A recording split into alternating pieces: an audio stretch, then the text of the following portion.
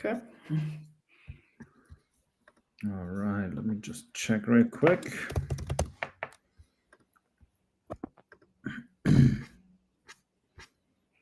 All right, yes. Okay, I'm just checking if we are actually live on all the relevant channels. And it seems to be working. I can already see people joining in. Hello and welcome to the 10th onocoy monthly recap and AMA. Already quite a while that we've been doing that, so quite happy about that part. Let's just wait a minute or two until more people can join in to make sure that everybody is aware of it. I will make sure to post it in the meantime in the relevant channels.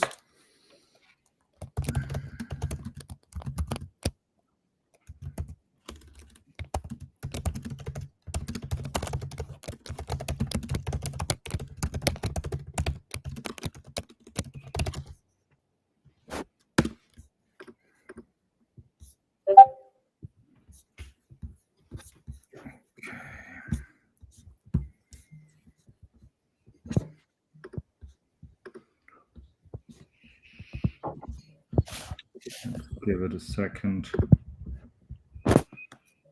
And then we can get started in a minute.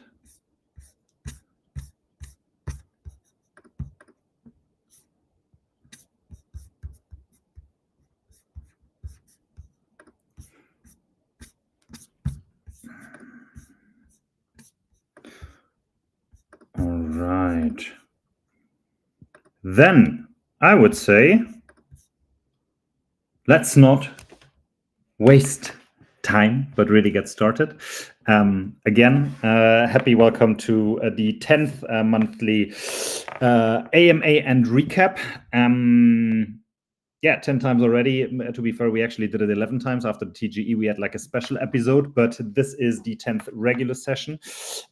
For everybody joining in, welcome GM or GN, wherever you are in the world. I'm happy to have you here. Make sure to share it, make sure to interact so other people can also see it.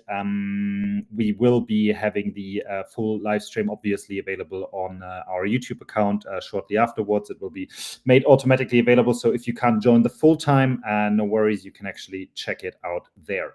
For everybody who is new to these sessions, happy welcome. How is this going to work? Very simple. We basically prepared some of the topics that are relevant on things that the team has accomplished or worked on in the last month. And we will share those information with you guys. And as it is an AMA as well, you can obviously always ask questions. So feel free, whether you're on YouTube, on Twitter, on LinkedIn, wherever you are joining us, to ask your questions in a comment or in the chat. We will be able to see your questions here.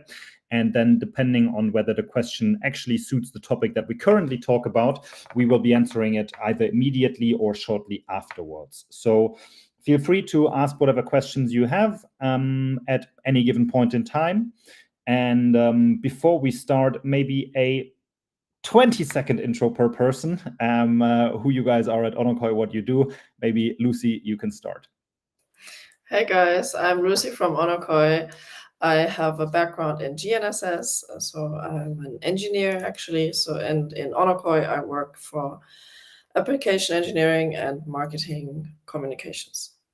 Perfect. That's 20 seconds. Pretty much on point. Daniel, feel free to continue. Hey there, Daniel from onocoy here. I'm the initiator of the project, and I'm mostly focusing on fundraising, strategy, vision, mission of the project, and also some technical work. I have a long history in the GNSS industry. I had founded the first company in the hardware side of things, doing chips for GPS back in 1997, been there for 20-something years, and now with onocoy. Perfect. Tommy, stage is yours. Okay, also an old guy in GNSS, and in the meantime, also a bit of experience in Web3. yeah, at onocoy, I'm looking more for, say, the business, commercial, finance side of the project, and yeah, that's me in a Perfect. 20 seconds. Somebody just tried to call me while I was on the Spaces or on the AMA. I hope it didn't interrupt anything, but I pushed them away. Gotta call them later back. Well, then we prepared some topics. I think a lot of the topics that we will be talking about aren't necessarily, let's say, news, but they're more updates also. Obviously, we also do have some news, right? So don't get me wrong here. But we wanted to take the opportunity and really dive a bit more into some of the topics that are quite important for us. And the first one that we actually wanted to talk about is the Intergeo recap. So Intergeo, it was a big event in Germany, in Frankfurt, which took place, I think, like 2 weeks ago or something. And yeah, the whole team or a large part of the team was actually there. Yeah, 3 weeks ago, I was actually there. We met quite a few clients. We met quite a few industry leaders. But I don't want to take away your stage time, because Lucy is going to give us a recap and really share some details with us on why that was so relevant for us as well. Sure, yeah. Intergeo is the biggest geospatial trade show. So there are over 500 exhibitors, and one of them was us, onocoy. So all the three of us, we were there, plus additional 4 colleagues of us. So we were quite a bunch of people there. But it was worth it, because we had so many meetings in parallel, so many people at the booth that we were in conversations with. So it really paid off to be there with 7 people. And yeah, we had hundreds of visitors at the booth. I also was part of mainly like being at the booth, talking to the visitors there. I have to say, my favorite moments always were when some people were walking by, checking out the little map that we had printed on the wall, where we have coverage, but very basic. And then they're so surprised, saying, you have coverage for GNSS base stations in Iceland? And I was like, yeah, sure, let's take a look. And then we had a look on the screen, and then they said, yeah, you do have coverage in Iceland. And they were very surprised and happy to check it out. And I was also happy that we had coverage there. So, and it was the countries. Sometimes, like, there was a guy also from the Caribbean, and like he came from a very tiny island, and we happened to have a station there. So that was one of my favorite moments from the Intergeo. But also, I have to say that I think business-wise, we see quite a lot of growth in interest in onocoy. So we kind of see a shift in the way of thinking, I believe. And that's why also we were very hyped after Intergeo. And yeah, it was really a good place to be at the time. Mm-hmm. Do you feel like there is still, at these, let's say, more Web 2 or traditional industry gatherings, a lot of necessity to explain how or what onocoy does different, or is it not necessarily something that is asked or relevant also for potential data buyers or clients or correction service providers that we talk to? Do you have a feeling for that? I mean, the people that were visiting us usually are surveyors. So from the Web 2 industries, they have their application that needs GNSS correction data. So they are very familiar with like the general how it works to get like the RTK data. So for them, it's not so relevant what is different about onocoy, like that we do it with blockchain. But for them, mostly counts the coverage. So that's why they were very interested about very far away parts of the earth if there's coverage. But of course, they want to know, they haven't heard of us sometimes, and they wanted to know why us, basically. So, but yeah, it's like not the most common thing to ask. Okay, understood. All right. Well, if you want to get a feeling for how it is, you can check out our YouTube. We have created a short video which should give you some impressions. So feel free to check it out. I think it's like 1.5 minutes. Lucy went through the fair and made some videos, and we made some more recordings with business partners of ours. So feel free to check it out, obviously. Talking about business partners, this is actually very adjacent to the topic of clients. So we wanted to talk about a channel update on clients being obviously correction service providers or data buyers in that sense. So we wanted to give you a short update on where we stand there. And also I see that there was a comment made on the jump, or actually congratulations on the jump that we've made in the data usage, which is very closely related to that topic. So Tommy, feel free to start with your overall update on the client side. All right. I mentioned the last time that we have signed up a third customer. It's a B2B customer. And what you see is that this customer is gradually or step by step increasing the data consumption. That's to be expected. Nobody turns on 5,000 station in one go. So what you see is really that they step up their consumption. And yeah, so that's positive. But what we also see is a growing interest from additional customers. So partially during meetings at Intergeo or in follow-up meetings, also face-to-face meeting after Intergeo, we had numerous correction service providers coming and agreeing on testing.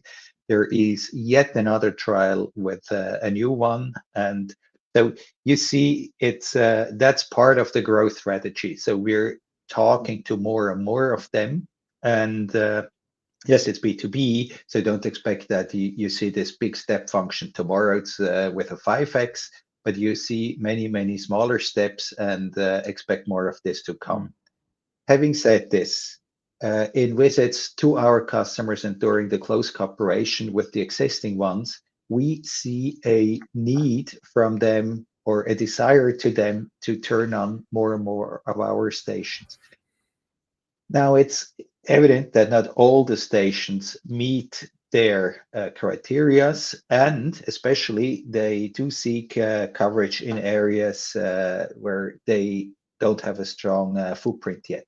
So it's a regional expansion to start with. And they encourage us strongly to deploy more stations, and that's now also the appeal here. We need stations in more and more places. And that's a bit an outlook to the high value area feature, which we're launching, that's supporting this in our approach to connect the user demand with the supply. But the encouraging thing is we have two growth patterns in the short run. We have the existing customer that are willing to take much more data than they today. Again, not tomorrow, gradual, but there is a big growth pattern here, and there are more customers to come. So generally speaking, we're pretty excited, and I think I mentioned it before, product market fit is well proven. That's shown by the customers coming to us. Yeah. So that's largely what we see on the customer side, and now together we can basically grow, and that makes everybody happy. Yeah. Very nice. Anything to add, Danny, Lucy? No? All right. Then we continue with the next one. And I see there was a question already asked. Don't worry, we didn't forget you. We will be answering this very shortly. Danny will answer it at the suitable point in time. So without further ado, Danny, feel free to go into the next topic, which is the high value area feature. Give us insights. What is this about?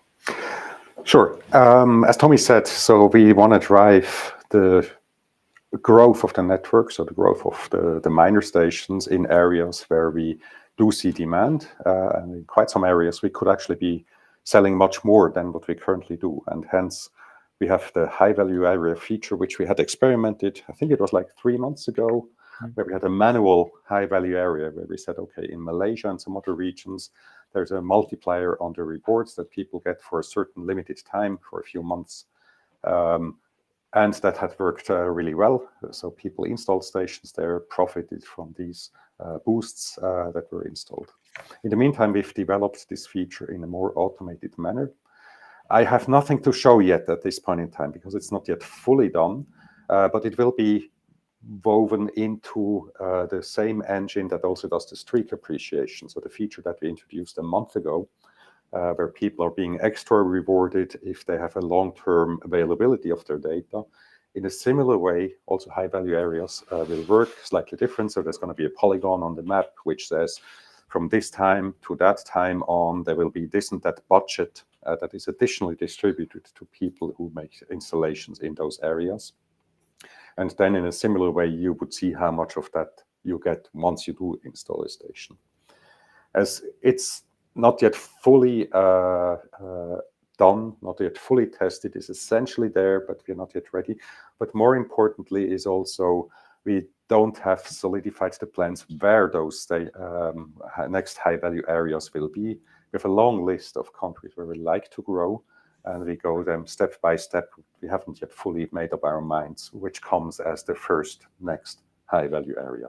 So stick with us. I guess in a month from now, we can talk much more about where this is and how it works, and also show some history of areas, how this has been working out. But it's in the pipeline.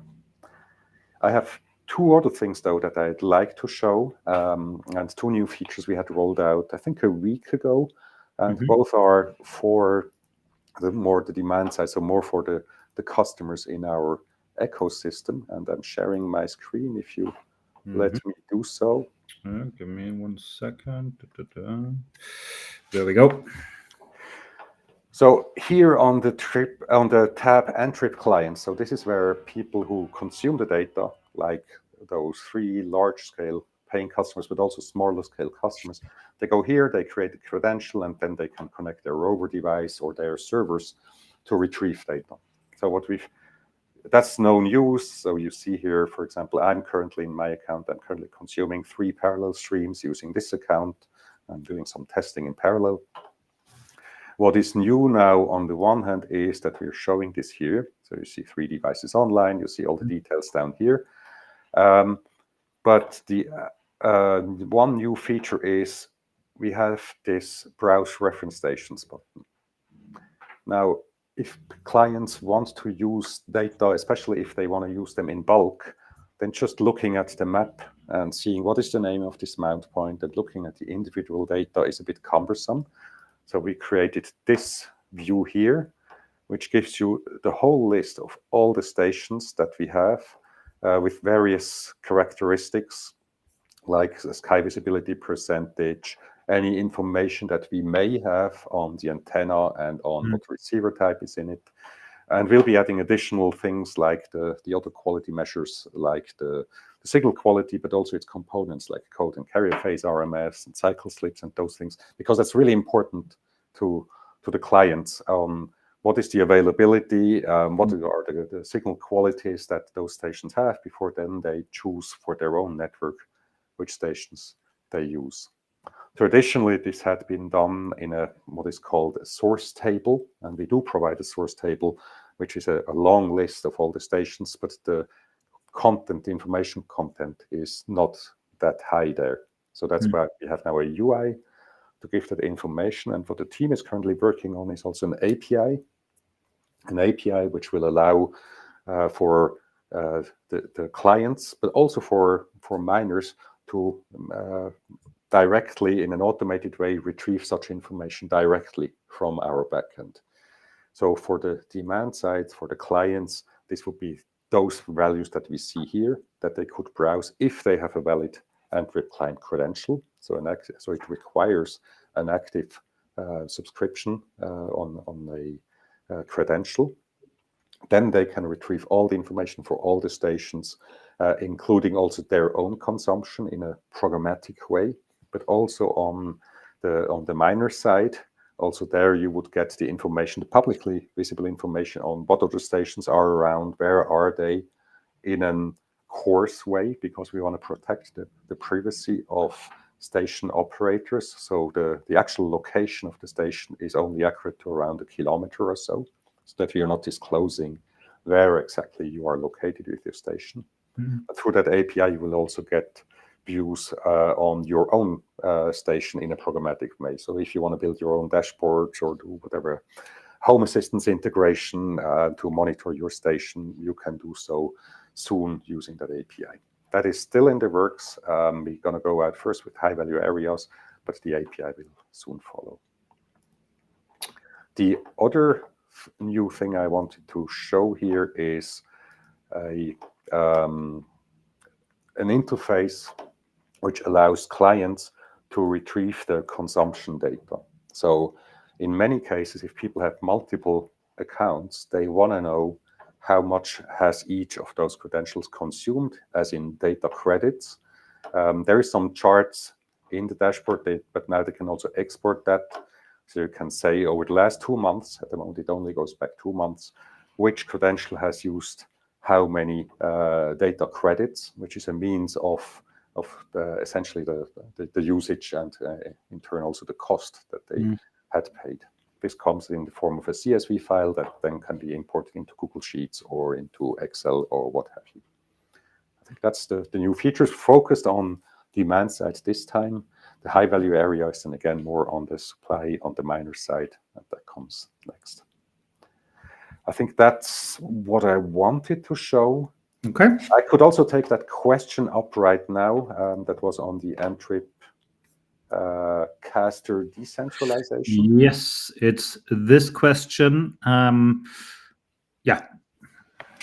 Sure. So we are looking into further decentralizing parts of the infrastructure, because at the moment we are operating almost all of the components that make up onocoy, obviously except for the stations out in the field which collect the data. Now, specifically on the Mtrip caster functionality, that's going to be a tough cookie. The reason is clients or the data is very sensitive to latency. So we want to make sure that the data, when it arrives at our system, until we can deliver it to the client, that this processing time, including the network delays, is below 200 milliseconds. And there's a lot of quality assurance happening in the caster. We're going to talk, we have some cool stuff coming up on what we do on the quality assurance.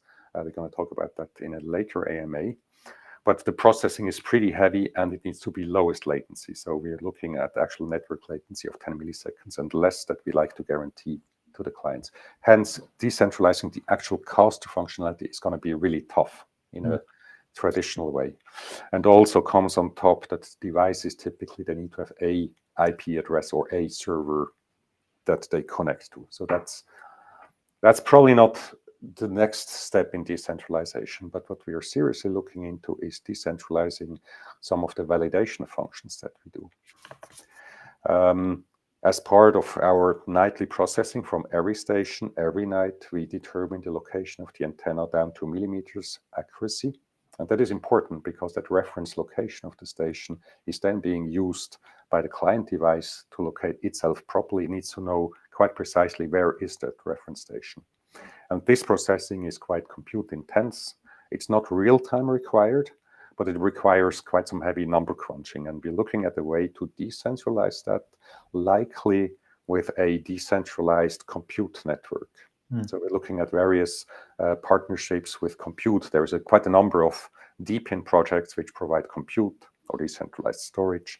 And we're looking how we can bundle something up where the decentralization function, a key element in our system, is being put out there for also a more decentralized decision-making on whether a station is valid or not. So stay tuned. That's not going to happen in a month or two. That requires quite some back-end work, some preparatory work, designing all the algorithms for decentralization. But it's work in progress. All right. I'm not sure. I think Jafar, I think that would be your name, the person who asked the question. I hope that answers your question. Obviously, if you want to know more, feel free to ask more also in our social media channels on Discord, for example, in our community. You can always ask follow-up questions and to go more into depth. Now, there was one other question. I'm not entirely sure, Danny, if that would be suitable right now on the MLIT. Yeah, I can take that. Yeah, all right. Then we put it. Or Tommy or Lucy, but I think we're probably all going to say the same thing. Absolutely. Emily specifically, we had good conversations at Intergeo. They had a pretty big booth, and we know the people quite well. But also in general, anyone who provides hardware, we are talking to them in order to add a trial account with onocoy, bundling that with their offering, either in the form of a QR code that is in the box, or just special discounts and campaigns with some of them. And yes, that was exactly also one of the reasons why Intergeo is so important, because they're all there, those people that can help us on that. So yes, good idea, recognized and work in progress. All right. Anything to add, Tommy, Lucy? No? Okay, I'm not entirely sure. Jafar asked a follow-up question, I think, yes. If the validator is going to receive a reward for what they are doing. Yes, so the answer is yes, but in order to participate as a validator, you probably also would have to stake to some sort, and then also the probability of getting work will depend on the stake. All the details are not yet worked out, but yes, the idea would be like any typical validator nodes, that you have some staking involved, which gives you the weight in the selection process for the quorum finding. And then out of that, there will also be rewards if the validator does its job and it's in concert or as part of the decision making. Absolutely. So that's the typical approach that we also like to follow.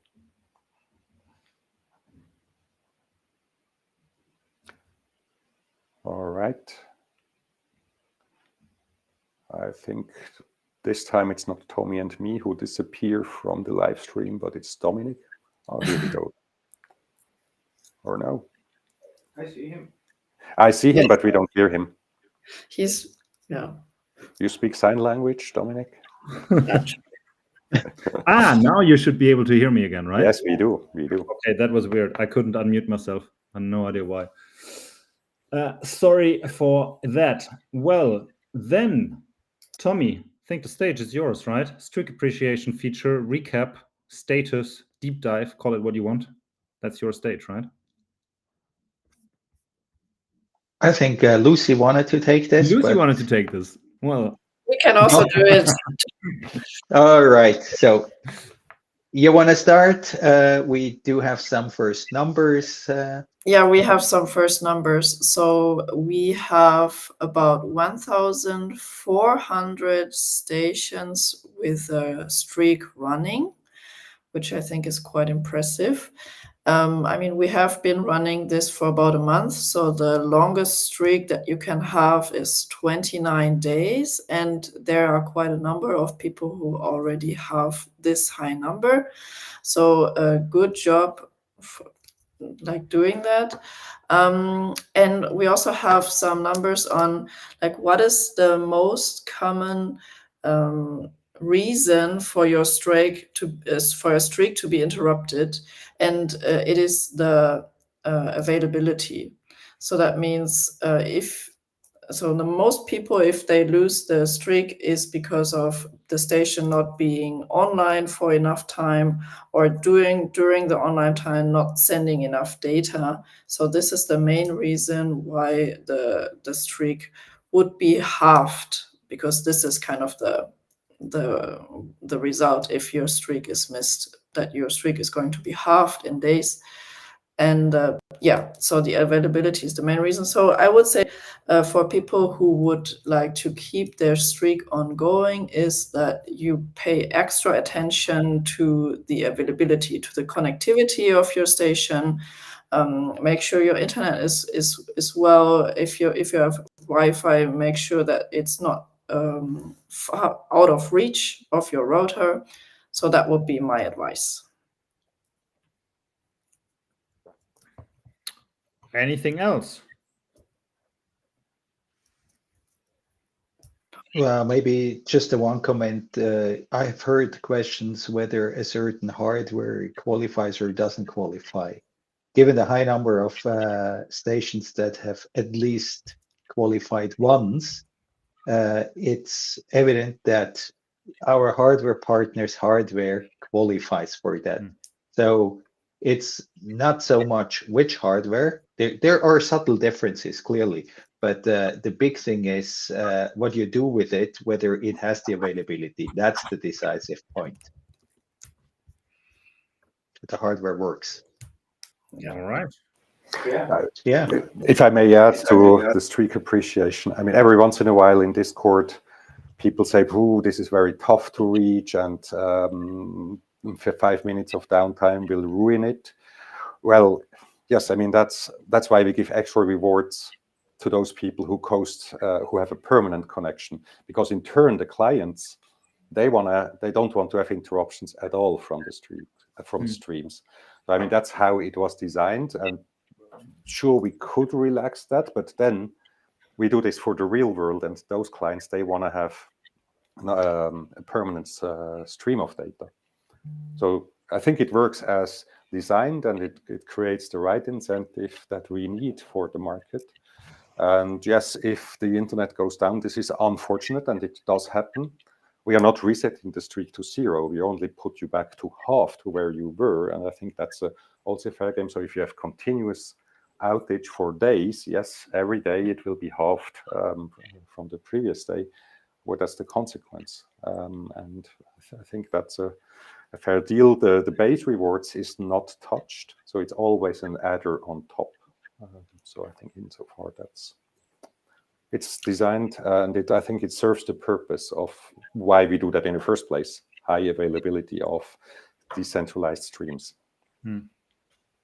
So it's important to restate that that we do that for a purpose, not because just for fun. Yeah, absolutely. And also, we have the numbers on what you need to reach is 0.8 in quality and 0.98 in availability. And if you're wondering how we calculate the availability, we now have a new documentation page, like running you through the calculation, exactly how we calculate it. So you can know how many minutes you can miss a day to still reach the streak. Yeah, there was also, I think, do you have the number in mind right now on how many minutes? I think it's so if you're online and during online time send everything, all the data, then it would be a few minutes. So like I think it was like 7-8 minutes that you like could that, right? be online every day. Yeah. Okay. Just for a transparency purpose, Trika Games, we saw your question. We will definitely answer it. Don't worry. But before we do that, there is one more thing on our agenda, which is the Outlook usage rewards. And Tommy, that one is yours now.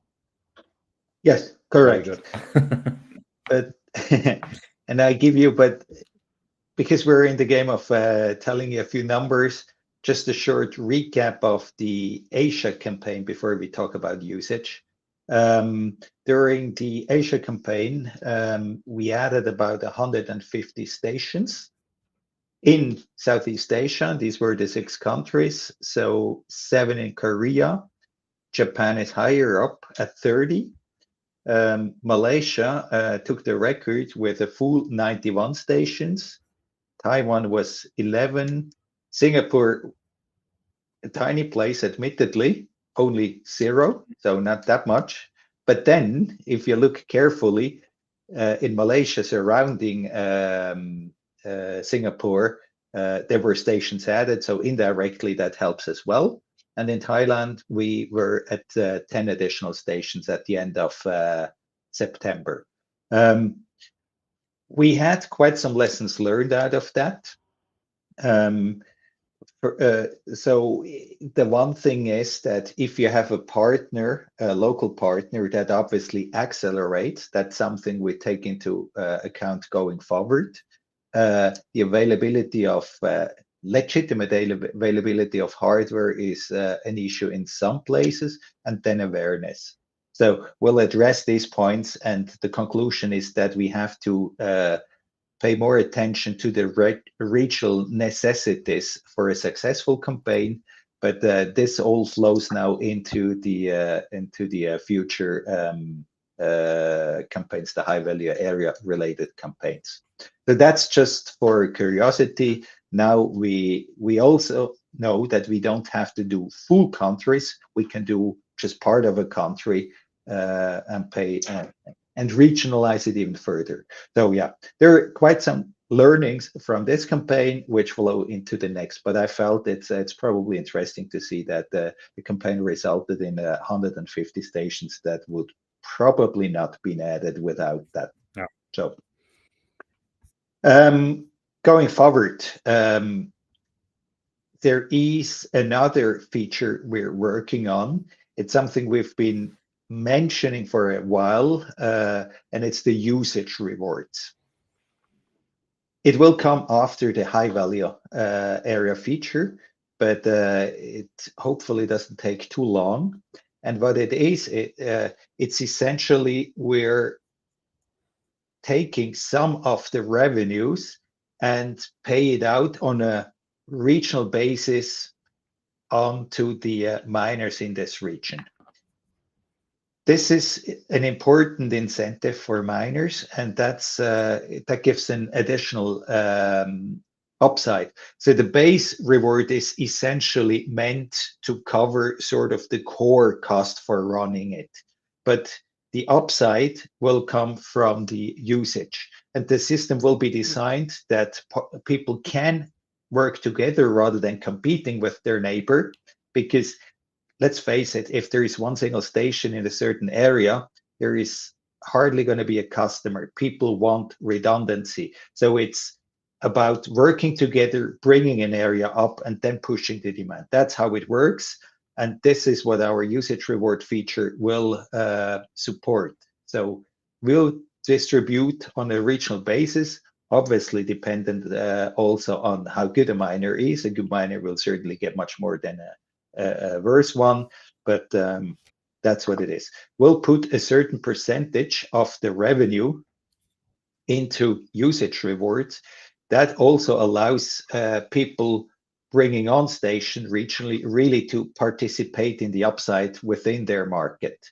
So it's a direct link. It cannot be 100% obviously, because we have to pay for the burns, we have to finance operations, but it's a substantial part that goes into this, and that's important. This, in the long run, will be the main source of passive income for the miners.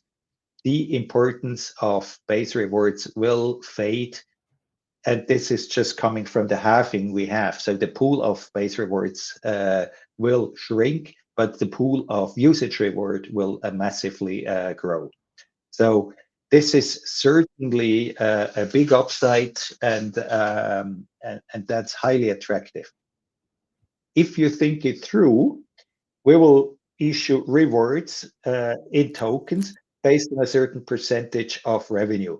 Indirectly gives you also a certain hedging against the token price. Sure, with the token price, and if you hodl, you profit twice, but there is a certain level of hedging against the token price. That is part of the answer, probably also to who was that? Draika Games. Draika Games, yeah. That's part of it. So usage reward is certainly a protection and an upside for a miner. Now that's not directly stabilizing the token price yet, but it's certainly an important element for the onocoy economy in total and for the miners in particular. So stay tuned. I hope that next AMA we can go into more details, but that's usage rewards are an important feature for us, and they're important on our roadmap. Yeah. Okay. Anything else on that, or any open questions, Tommy? No, I can take possibly the token price stabilization.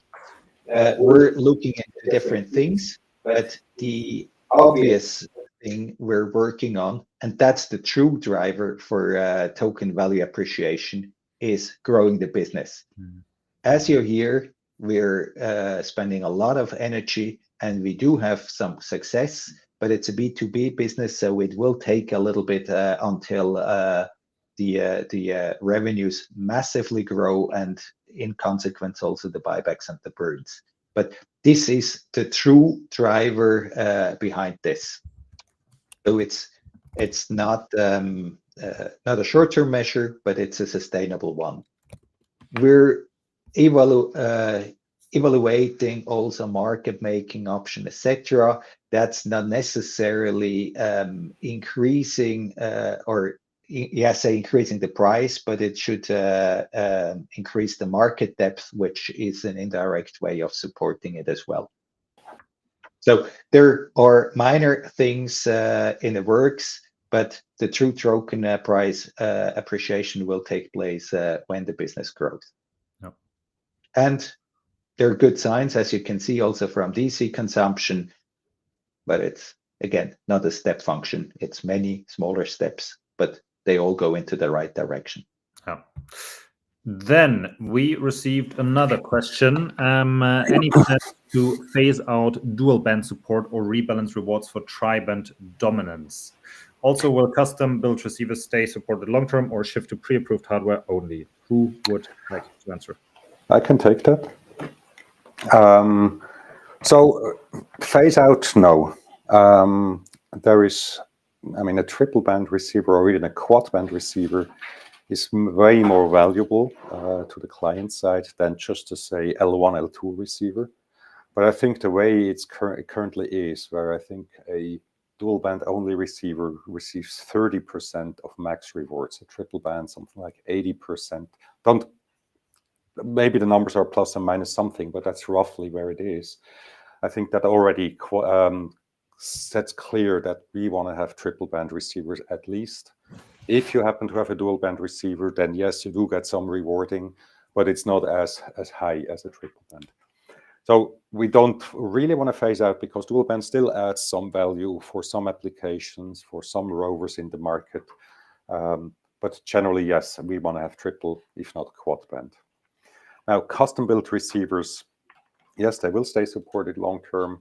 We continue to be a strong advocate of being hardware agnostic. So we don't want to have a locked-in solution where only our approved hardware can be used.